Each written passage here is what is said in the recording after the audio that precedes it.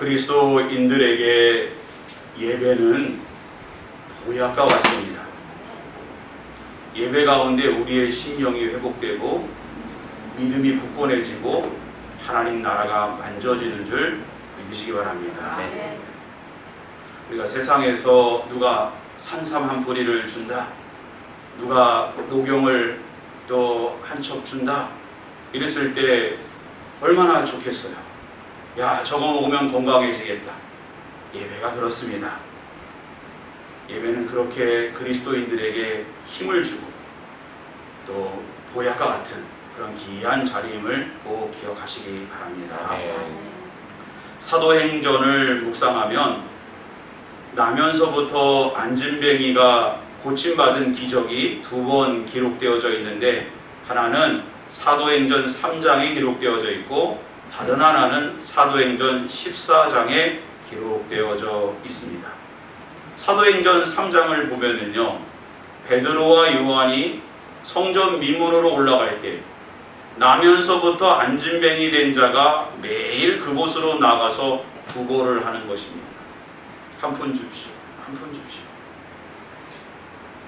평생 가장 아름다운 성전의 문 앞에 있으면서도 하나님께 나가 예배드리지 못하고 은혜 받지 못했는데, 그가 그럼에도 그곳에서 그렇게 하지 못하고 한 일은 구걸하는 인생입니다.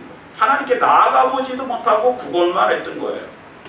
얼마나 불쌍합니까? 베드로와 요한이 그곳으로 올라가다가 주목하여 그를 보고 선포하죠.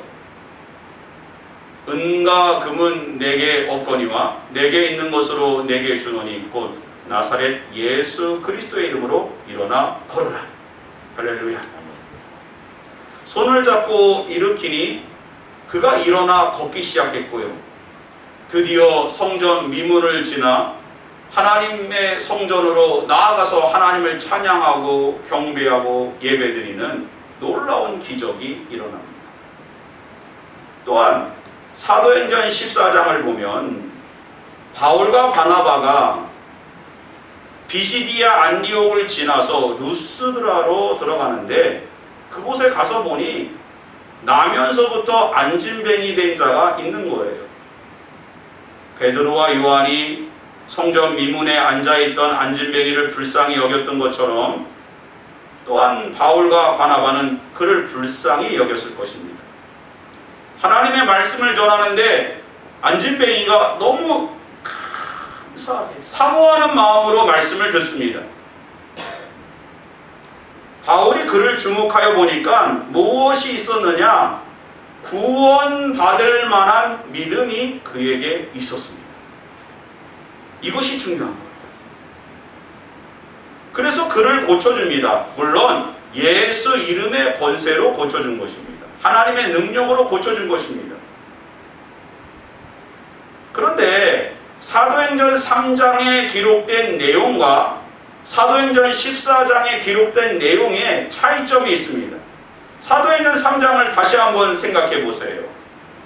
안진뱅이가 고침을 받자 예루살렘 그곳에 도시에 큰 소동이 일어납니다. 많은 사람들이 계속해서 안진뱅이에게 주목하고 그의 이야기가 다 픽이 되는 거예요. 화제가 되는 것입니다. 야, 어떻게 고침받았느냐? 누가 그를 고쳐주었느냐? 베드로와 요한이다. 예수 이름의 권세로 고쳐주었다. 아, 예수가 하나님의 아들이구나. 사람들이 그곳에 집중합니다. 어디로 몰려들었어요? 솔로몬 행각으로 몰려들었어요. 베드로가 하나님의 말씀을 선포할 때 몇 명이 회심하고 하나님께 돌아왔습니까? 5,000명이나 회개하고 하나님께 돌아왔습니다. 사람들이 안진뱅이에게 주목했고 안진뱅이를 고치신 하나님의 능력을 찬양하고 예수를 하나님의 아들로 믿기 시작했고 놀라운 구원의 역사가 나타났습니다. 천국 잔치가 배설된 거예요. 그런데 사도행전 14장에 바울과 바나바가 동일하게 안진뱅이를 고쳐주었는데 그 이후의 이야기를 보십시오. 안진뱅이 이야기가 더 이상 나오지 않아요. 그를 고친 바울과 바나바가 회자되지 않습니다. 하나님의 능력이 나타나지 않아요. 왜 그럴까요? 그 차이점이 어디에 있었을까요? 루스드라 사람들은 철저히 신화에 매여 있었기 때문입니다. 루스드라는 로마의 지배를 받고 있었어요. 그러므로 당연히 헬레니즘 영향을 받았습니다. 범신론을 갖고 있었어요. 다신론입니다. 유일하신 하나님을 믿지 않았습니다. 그리고 루스드라에는 아주 오래전부터 홍수설화가 있었는데 언젠가 그들이 최고의 신으로 알고 있는 제우스, 여러분 그리스 로마 신화 우리 들어보지 않았습니까? 최고의 신이 누구예요? 제우스. 그의 전령이 누구입니까? 헤르메스. 제우스와 헤르메스가 인간의 몸으로 루스드라에 내려왔는데 사람들이 다 거부하고 무시하고 그를 경배하지 않았다는 것입니다. 환대하지 않았어요. 그런데 가난한 부부였던 빌레몬과 바우시스라고 하는 그 가난한 부부만이 제우스와 헤르메스를 지극정성으로 섬겼습니다. 돌아와서 제우스와 헤르메스가 화가 나가지고 루스드라에 물로 그곳을 심판했는데 누구만 구원받았을까요? 바로 빌레몬과 바우시스라고 하는 부부만 그렇게 구원받았다라고 하는 옛날 옛적의 그러한 설화가 계속 내려오는 거예요. 이러한 신화에 매여 있다 보니까 바울과 바나바를 무엇이라고 섬겼습니까? 바로 제우스와 헤르메스다. 바울은 말을 하니까 제우스의 전령인 말을 전하는 헤르메스 신이고 바나바는 가만히 있으니까 제우스다 해가지고 환을 만들고 소를 잡아다가 그의 문 앞에 가서 제사를 드리려고 하는 것입니다. 바울과 바나바 뒤에 역사하시는 하나님의 능력을 바라보지 못하고 살아계신 하나님을 바라보지 못하고 바울과 바나바를 신으로 섬기는 이러한 무지에 사로잡힌 것을 보게 됩니다. 그렇습니다.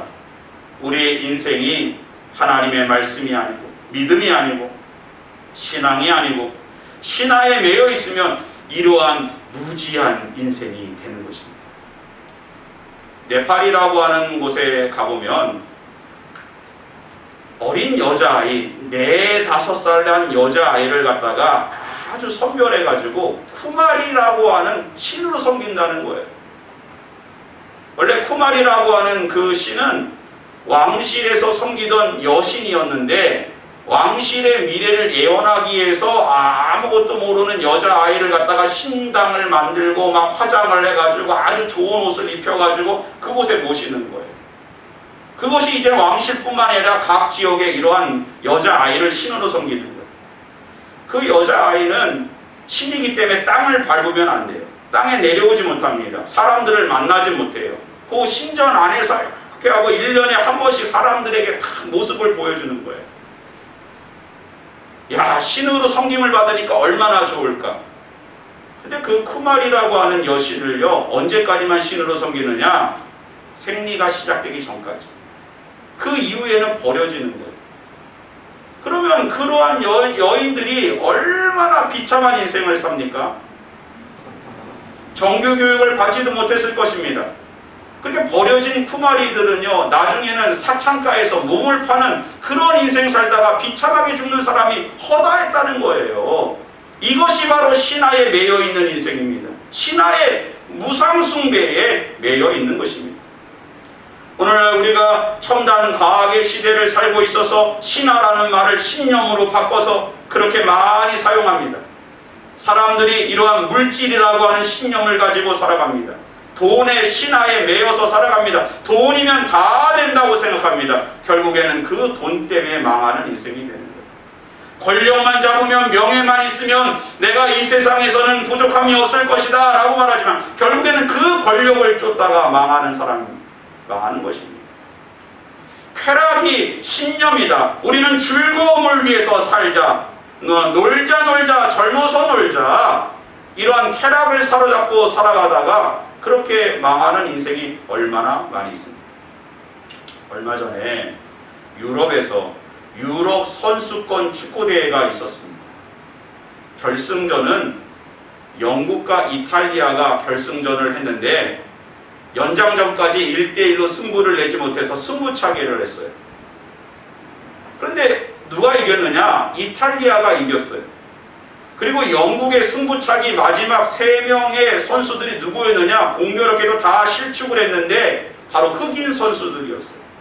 그러니까 막 영국의 신사의 나라다, 막 선진국 중에 선진국이다 라고 하는 사람들이 들고 일어나가지고 축구 때문에요, 저 흑인 때문에 졌다 그래가지고 막 흑인들을 막 주먹으로 때리고, 또 아시안 아시안 때문에 졌다 해가지고 아시안 사람들에게 그걸 막 화풀이를 하고,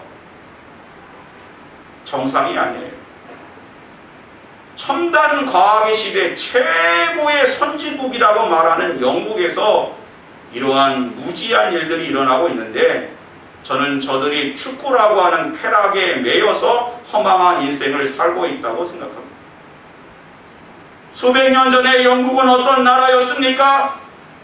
하나님의 말씀을 붙잡고 어떻게 하면 더 순수하게 하나님을 믿을 수 있을까? 어떻게 하나님을 예배할 수 있을까? 이것을 고민하던 수많은 사람들, 주일이면 성경책을 가슴에 품고 하나님께 나가 예배드리던 그 사람들이 이제는 다 사라지고 주일마다 다 놀러가고 축구장으로 모이고, 축구장 아래에서 이제는 내가 죽어서 그 밑에 화장하여 뿌려지는 게 내 생애의 목표다라고 수많은 사람들이 축구에 열광하고 신화에 열광하고,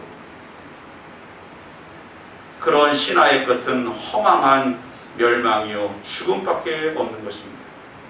그러면 우리들은 이제 어떻게 살아야 됩니까? 어떻게 더 이상 신화와 신념과 우상 숭배에 매여 있는 것이 아니라 하나님을 향하는 온전한 신앙으로 우리의 삶을 새롭게 할 수 있을까요? 먼저 첫 번째 9절 말씀 같이 한번 읽어보겠습니다. 시작. 바울이 말하는 것을 듣거늘 바울이 주목하여 구원받을 만한 믿음이 그에게 있는 것을 보고. 그렇습니다. 이러한 신화로 막 가득 찬 이 세상, 신념으로 사람들을 속이는 이 세상에서 신화에서 신앙으로 우리의 삶이 바뀌는 것은 오직 하나님을 향한 믿음입니다. 자, 보십시오. 루스드라의 안질뱅이는 본래 범신론에 사로잡혀 있었고 신화에 매여 있었던 인생입니다. 근데 그가 바울이 전하는 예수 그리스도 하나님의 말씀을 듣는 가운데 무엇이 생겼습니까? 믿음이 생긴 거예요. 놀랍죠? 믿음은 들음에서 나요. 들음은 하나님의 말씀에서 나요. 하나님의 말씀을 들으니까 믿음이 생기고, 믿음이 부풀어 오르고, 믿음이 만져지면서 오직 예수 그리스도를 바라보게 되고 살아계신 하나님을 만나게 되었던 것입니다. 우리는 역시 마찬가지. 세상에 가면 계속 신화만 듣습니다. 계속 헛된 생각들을 듣게 됩니다. 하나님께 나올 때 우리의 영을 살리는 말씀을 듣고 믿음으로 우리는 모든 신화를 물리치게 될 줄 믿습니다. 마태복음 13장을 보면 예수님께서 하나님 나라를 비유로 말씀해 주실 때 4가지 밭을 설명하잖아요. 길가가 있습니다. 돌밭이 있습니다. 가시밭이 있습니다. 옥토 좋은 밭이 있습니다. 결국에는 뿌리가 내려지고 이 줄기가 나고 잎이 내고 열매가 있는 그러한 밭은 좋은 밭이에요.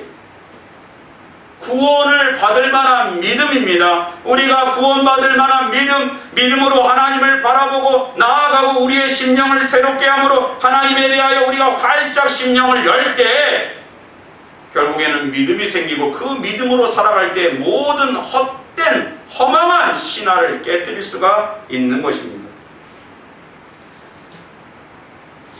바울과 바나바가 수리아 안디옥에서 선교사로 파송을 받고 선교 여행을, 전도 여행을 하는데 첫 번째로 간 지역이 바로 구브로입니다. 바울과 바나바가 왜 구브로로 갔을까요? 이 구브로가 오늘날의 키프로스, 사이프러스라고 불려지는데 지중해에서 한 3번째로 큰 섬이고 많은 사람이 살고 있었기 때문에 갔겠죠. 또한 바울과 바나바의 고향이 구브로였기 때문에 먼저 구브로에 가서 전도하지 않았나 생각합니다. 어쨌든 그곳에 가니까 많은 사람들이 있었고, 많은 사람이 누구를 두려워하고 있었느냐? 바에수라고 하는 박수무당 유대인이었던 그를 두려워하고 있었어요. 그는 귀신에 매여 있는 사람, 신화에 매여 있는 사람, 거짓에 사로잡혀 있는 인생이었어요. 사람들이 그가 막 이 마술을 행하고 막 귀신의 행위를 하고 막 이러니까 두려워했던 거예요.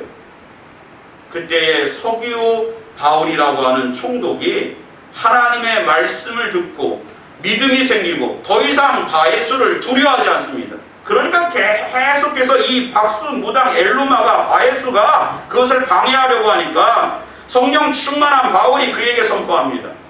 모든 거짓과 악행이 가득한 자요, 마귀의 자식이요, 모든 의의 원수요, 주의 그 길을 굳게 하기를 그치지 아니하겠느냐. 그때에 바에수가 장님이 됩니다. 시각을 잃어버리게 됩니다. 그렇습니다. 신화에 매여 있는 인생은 무엇인가를 본다고 생각하지만 정말 살아계신 하나님을 바라보지 못하고 인생의 진리를 바라보지 못합니다. 우리는 오직 믿음으로 하나님의 말씀을 듣고 이러한 믿음으로 신화를 깨뜨리고 신앙으로 나아가는 저와 여러분 되시기를 주님의 이름으로 기원합니다. 두 번째는요, 15절 말씀입니다. 같이 한번 읽어보겠습니다. 시작. 이르되 여러분이 어찌하여 이러한 일을 하느냐? 우리도 여러분과 같은 성정을 가진 사람이라. 여러분에게 복음을 전하는 것은 이런 헛된 일을 버리고 천지와 바다와 그 가운데 만물을 지으시고 살아계신 하나님께로 돌아오게 함이라. 할렐루야. 결국 신화와 우상 숭배는요, 하나님의 영광을 나타내는 것이 아니라 자꾸 인간을 하나님의 자리에 올리려고 하는 교만인 것입니다.